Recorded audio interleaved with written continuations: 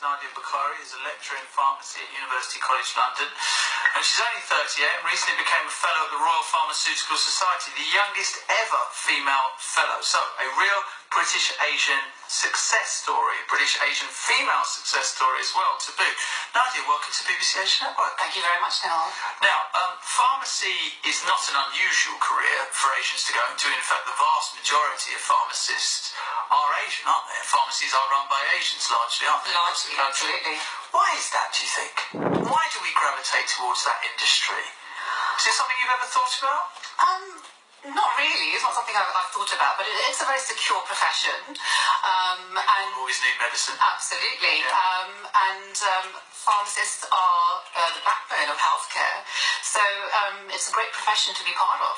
In terms of being a pharmacist, it's changing a lot. I mean, I hosted the Pharmacy Awards, and what was coming through from the industry very clearly was that you want to take on more responsibilities. You want to look at healthcare being much more holistic, and you not having, because of course so many times when we have a GP that comes in once a month, Dr. Pripal Ruprai, and he quite often says that people come in to see me and take up 15-20 minutes of my time when actually they could go and see a pharmacist, and they could be diagnosed on the spot for something very, very simple and just given medicine. You don't have to keep going to the GP. Absolutely, and that's something which we are making a lot of noise about as a profession.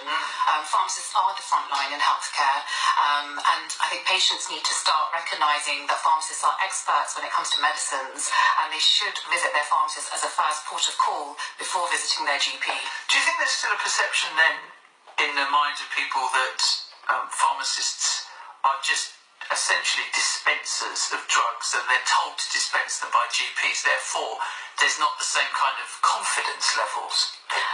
Unfortunately, yes, there is a stereotype there that pharmacists are just counting the pills, but the thing is there's so much more going on behind the scenes which we want patients to now start appreciating, and we are making noise about. There are pharmacists now who are working in collaboration with GPs, so we've got a huge role in prescribing, ensuring the safety of prescribing, the safety of dispensing medication, and monitoring patients as well once they've started taking medication. It was interesting, growing up where I grew up in a little village in Essex, the local pharmacy was run by an Asian, other than us, the only other Asians, for a few miles around. But it was very much a community hub. Yeah. I mean, people came there and had a little chat with him, and he was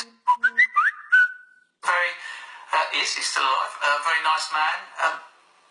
And that's another thing, isn't it? That rather than sometimes you feel like you go to a GP surgery and you're on a conveyor belt, and that's no disrespect to the GPs, they just don't have the time, 15 minutes in and out. You can get a little bit more time. You get to know the people around. And that's the beauty of pharmacy. You've got the healthcare side of things, the professional side of things, but then you've also got the personable side of things where you really get to know your patients and what your patients' needs are.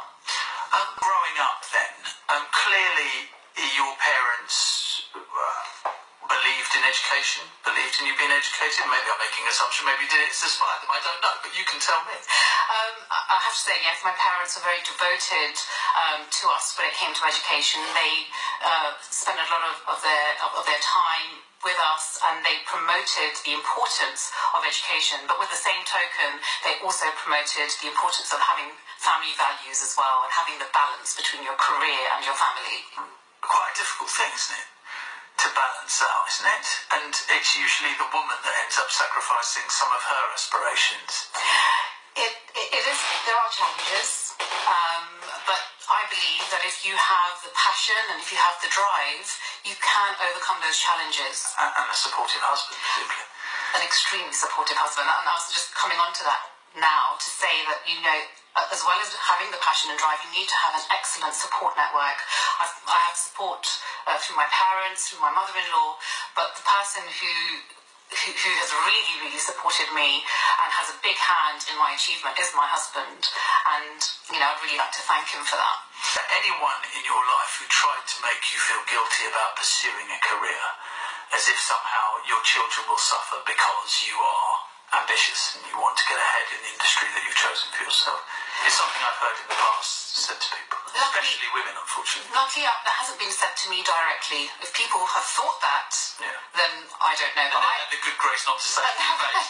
But there have have been times where I've self-reflected, and I've had to continuously keep myself in check because I didn't want any aspect of my life to be neglected. I have to make sacrifices, and I've had to sacrifice one of the things I love the most, and that's my sleep. Yeah. So, how many hours sleep do you survive on a night?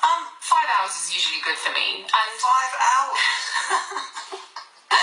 I'm good with 5 hours. So that means, what time do you go to bed? Well, midnight, 1 o'clock, and I'm up by 6. So, yeah, it works for me. And it gives me time, once everyone's gone to bed, to actually catch up with my career, catch up with my work and my education as well, because I'm doing my PhD at the moment. So that's my time, and it's quite refreshing to see how carving yourself out 2 hours every day equates to about 10 hours a week. You can achieve a lot in that time.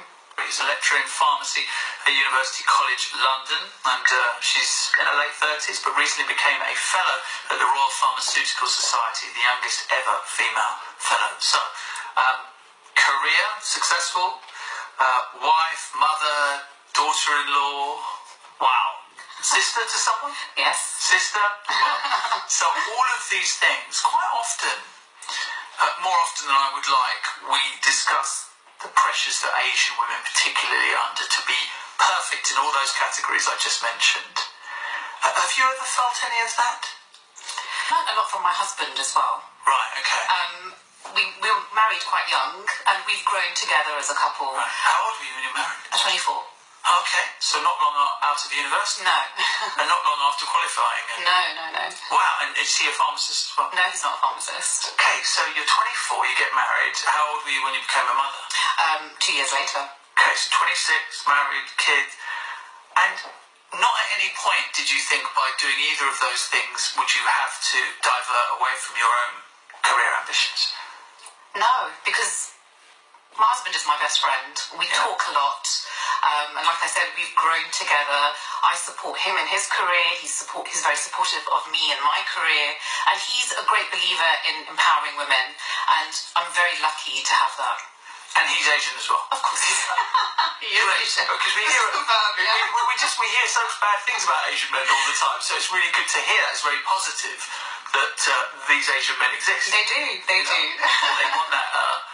Because unfortunately, I still hear on this show, and I'm hoping it's rare, Asian women being told, don't get overeducated because you won't find a good husband.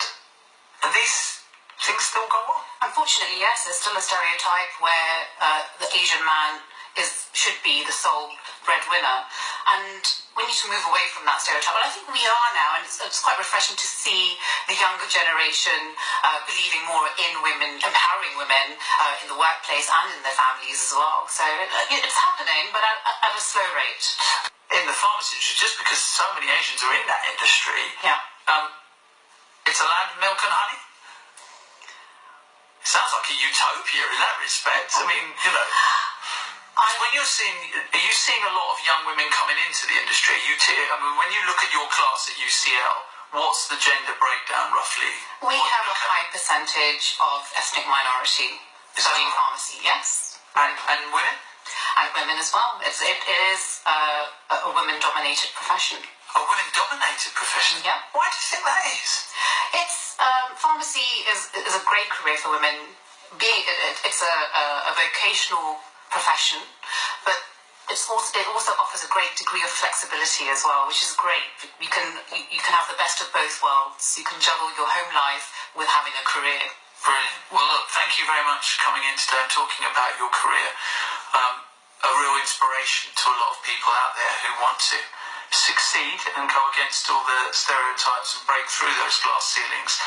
Nadia Bukhari, thank you for coming into the BBC Asian Network. As I said, she's a lecturer in pharmacy at the University College London, one of the world's greatest universities, and also a fellow of the Royal Pharmaceutical Society. It can be done. It can be done. Thank you very much, Nihal. Can be done. Thank you very much, Nihal.